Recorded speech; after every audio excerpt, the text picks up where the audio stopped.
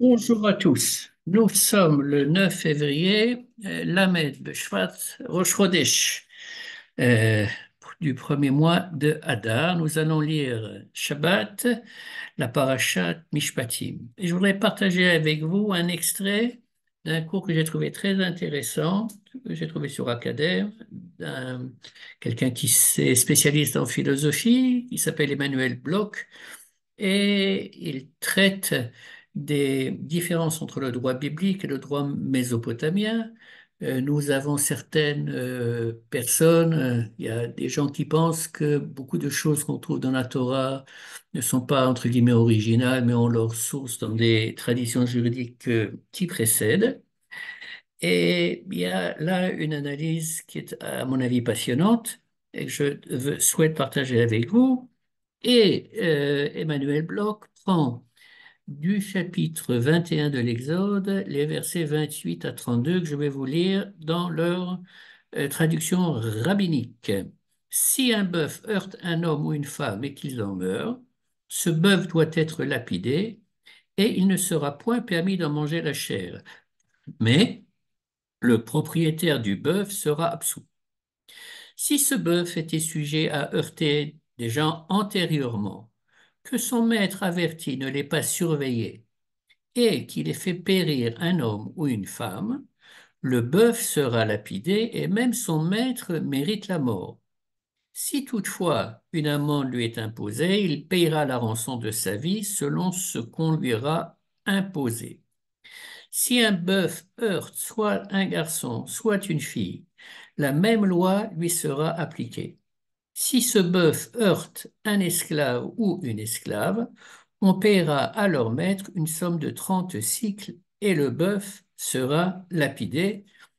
Voilà, en hébreu, le bœuf qui encorne pour la première fois est appelé shor, bœuf tam, et celui qui a déjà encorné un autre animal ou une personne, donc un récidiviste, est appelé Shomouad.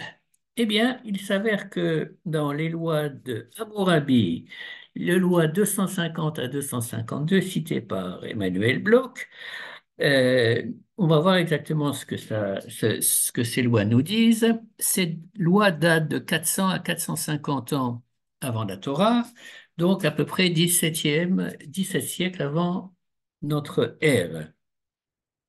Et voilà ce que dit la loi de 150.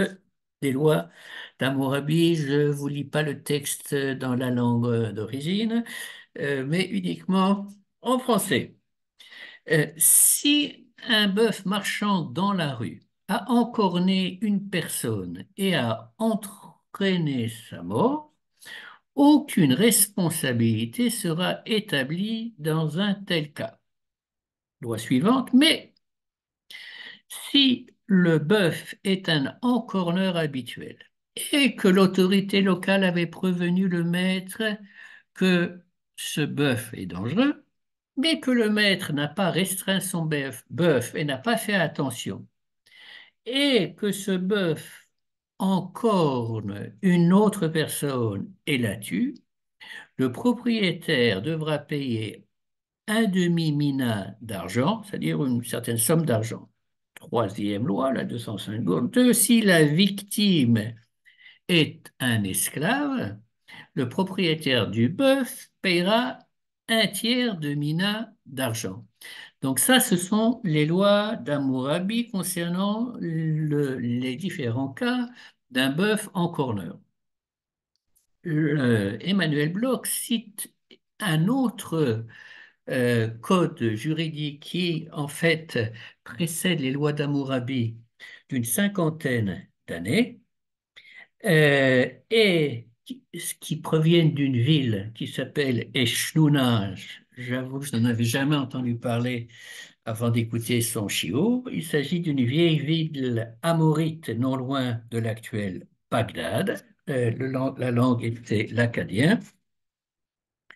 Et pratiquement, c'est la même chose, sauf que Dans le cas de mort d'homme, au lieu d'un demi-mina d'argent, eh bien, dans les lois d'Ashnouna, le propriétaire doit payer deux tiers de mina d'argent. Et si c'est le cas d'un esclave, il doit payer 15 shekels d'argent.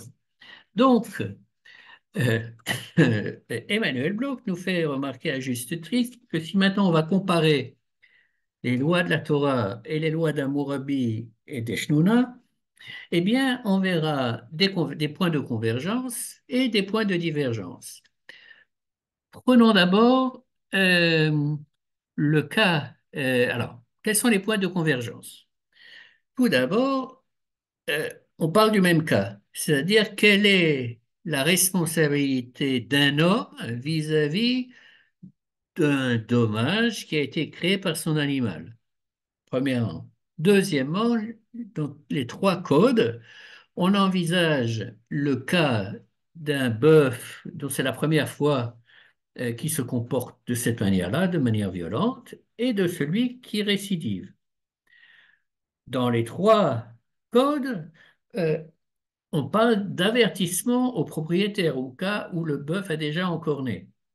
Et par ailleurs, les trois codes sont en accord sur le point que en cas où la propriétaire d'un bœuf dangereux a été averti, si jamais il recommence, eh bien la responsabilité est accrue et le dommage, donc la compensation sera plus élevée.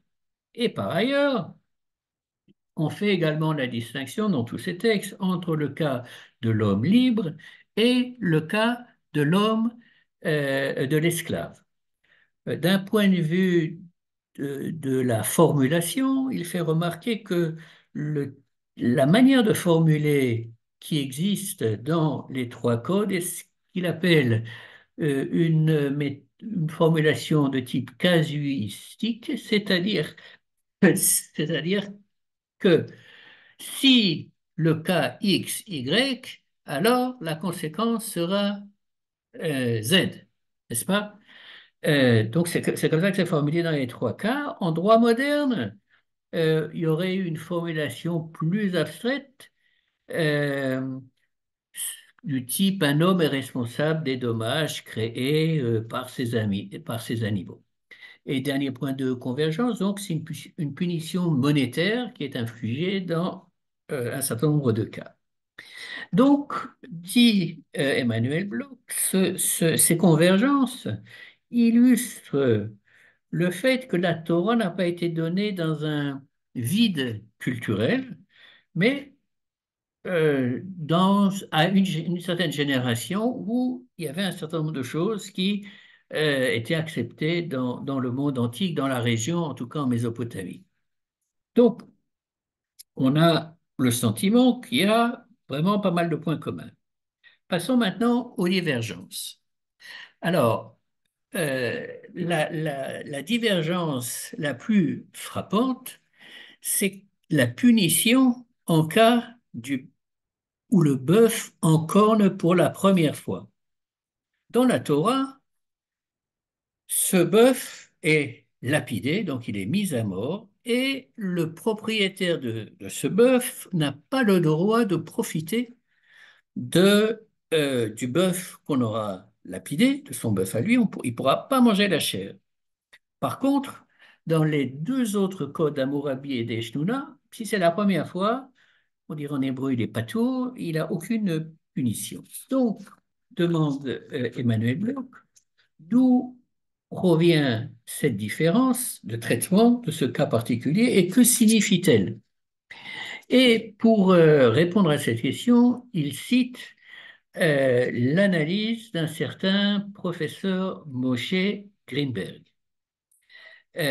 qui dit la chose suivante, que malgré l'apparence extérieure et les points de convergence que nous avons vus entre les civilisations mésopotamiennes et d'un point de vue juridique, n'est-ce pas, et la Torah, eh bien, il faut réaliser que le point de départ de la Torah est radicalement différent de celui des civilisations antiques. Et ce professeur Moshe Greenberg dit que c'est lié intimement à la manière de concevoir Dieu et l'impact juridique que cette conception a. Pour le comprendre, comment ça fonctionne dans le monde idolâtre mésopotamien? Eh bien, dans les cultures mésopotamiennes, les dieux ne sont pas des entités puissantes. Le pouvoir d'un dieu est limité par le simple fait qu'il y a d'autres dieux qui existent et qui ont des pouvoirs qui peuvent donc aller à l'encontre de son pouvoir à lui. Ça, c'est un premier élément. Un deuxième élément, c'est que les dieux naissent. Oui, ils commencent à exister à un certain moment. Il y a des récits mythologiques où on insiste, où enfin, le texte parle de la naissance de certains dieux et également de leur mort. Oui. Par ailleurs, ils sont soumis à un certain ordre cosmique qui leur est supérieur et des lois qui s'imposent à eux, comme par exemple la loi du destin. Par opposition, notre Dieu, le Dieu de la Torah, ne rencontre aucun obstacle à l'exercice de son pouvoir. Il est également préexistant au monde, à l'univers qu'il a créé, et bien évidemment supérieur à tout ordre cosmique. Donc, la question qui se pose à présent, maintenant qu'on a vu la différence entre les dieux mésopotamiens en l'occurrence et Hachem, comment va se traduire cette différence au niveau de la conception du droit? Eh bien, Emmanuel Bloch euh, dit la chose suivante, c'est que, je le crois sur parole, parce que je n'ai pas eu le temps de vérifier, ni même la volonté, c'est qu'en Mésopotamie, la justice, le droit s'appelle le Kitoum. Ce Kitoum fait partie de l'ordre cosmique et n'a pas été édicté par les dieux polythéistes. Ce droit, cette justice les précède et il leur est supérieur. Dans le panthéon des dieux mésopotamiens, l'un d'entre eux est le dieu de la justice, il s'appelle le dieu Shamash.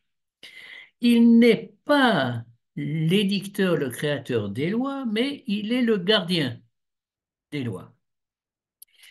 Et qu'est-ce qui caractérise ce Kitoum? C'est qu'il a un caractère utilitaire et pragmatique. Il ne répond pas à un idéal absolu, mais il est là pour permettre à la société d'exister et de subsister. En d'autres termes, le propos des lois est d'assurer la sécurité des personnes et la sécurité économique. Et Emmanuel Bloch prend un exemple encore plus frappant que celui du bœuf qu'on vient de voir, c'est que l'homicide dans le code d'Hammurabi était considéré comme une perte d'argent.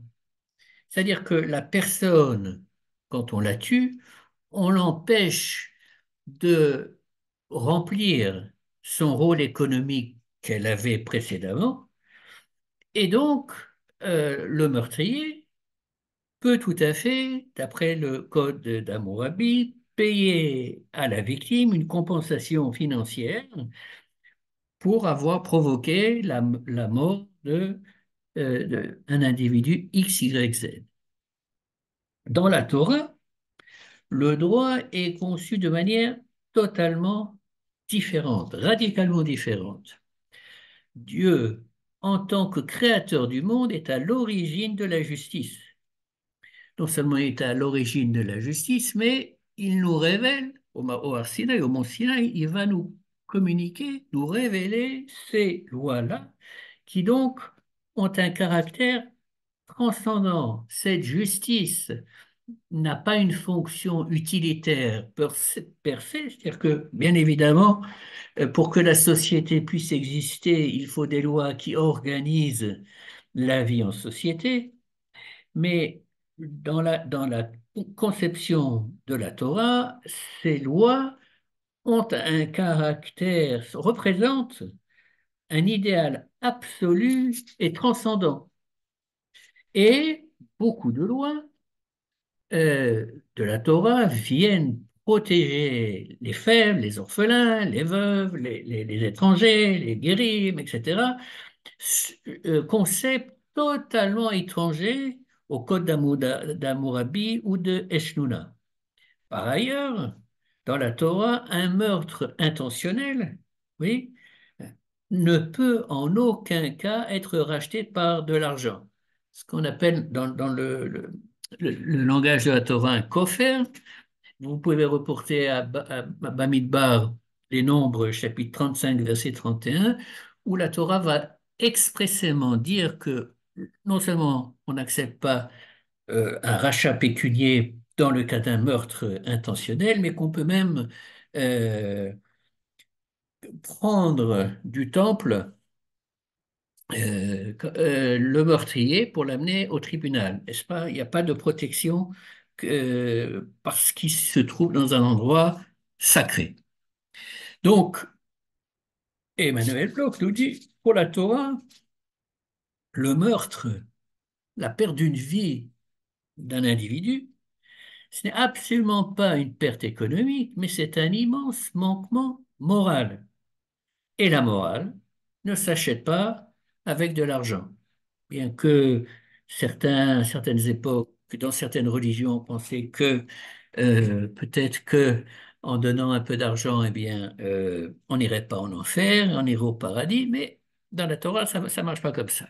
Maintenant, si on revient au cas que nous avons lu du bœuf en corner, Tam, celui qui pour la première fois euh, tue il a eu un instant de colère, on ne sait pas ce qui il s'est passé, mais c'est la première fois que ça lui arrive. Euh, eh bien, dans la Torah, il est lapidé, il est mis à mort. Dans le code, dans les codes d'Hammurabi et d'Eshnona, absolument pas. Pourquoi? Est-ce que dans les codes d'Hammurabi et d'Eshnona, il n'y a pas de peine qui est appliquée, en tout cas mais au bœuf, oui, parce que le bœuf est perçu comme un outil de travail, c'est ce qui est la vérité. Oui. Et étant donné que c'est un short term, c'est la première fois que ça lui arrive, il a eu un instant d'égarement, oui, c'est pas qu'il est intrinsèquement violent, eh bien, ça n'a aucun sens d'un point de vue économique de le mettre à mort. Et donc, il n'est pas mis à mort. À l'opposé, pour la Torah, ce qui est inconcevable, c'est qu'un animal qui ait tué un être humain soit laissé en vie. Il doit être exécuté. Euh, et donc, pour terminer, Emmanuel Bloch formule ces différences de la manière suivante, c'est que les lois de la Torah sont traversées par un souffle moral supérieur que seul un Dieu transcendant, créateur de l'univers, peut avoir donné au peuple juif, à l'humanité. Certes, il y a un continuum culturel, oui, il y a des points communs avec les lois qui l'ont précédé, mais d'un point de vue de l'orientation spirituelle entre les lois de la Torah et les lois d'Hammurabi et d'Ashnoa et sans doute d'autres que nous ne connaissons pas, il n'y a pas photo. Et le dernier point fascinant sur lequel il attire notre attention est le suivant. Les lois de la Torah s'adressent à chaque juif, juive, à chaque personne, à toute personne du peuple juif. la Torah s'adresse à lui. Ouais, ce qui signifie que chacun d'entre nous euh, doit étudier, doit connaître ses lois et également être impliqué au fil des générations, dans l'interprétation, dans l'évolution de la jurisprudence, etc. Alors que dans les lois d'Hammurabi, du code d'Hammurabi et des Shnuna, il y avait un roi qui édictait ces lois-là et où est-ce que ça allait? Qui connaissait ces lois? Eh bien, c'était les magistrats, les juges, bref, les juristes professionnels qui devaient appliquer les lois du roi. C'est eux qui connaissaient, comment dirais-je, les lois en question et les peines, etc. Mais en aucun cas, ça ne concernait l'ensemble de la population susceptible d'être affectée par ces lois. Alors que dans la Torah, le message est un message qui est global, qui concerne chaque individu juif et par le rayonnement de la Torah, un rayonnement universel également. Shabbat Shalom.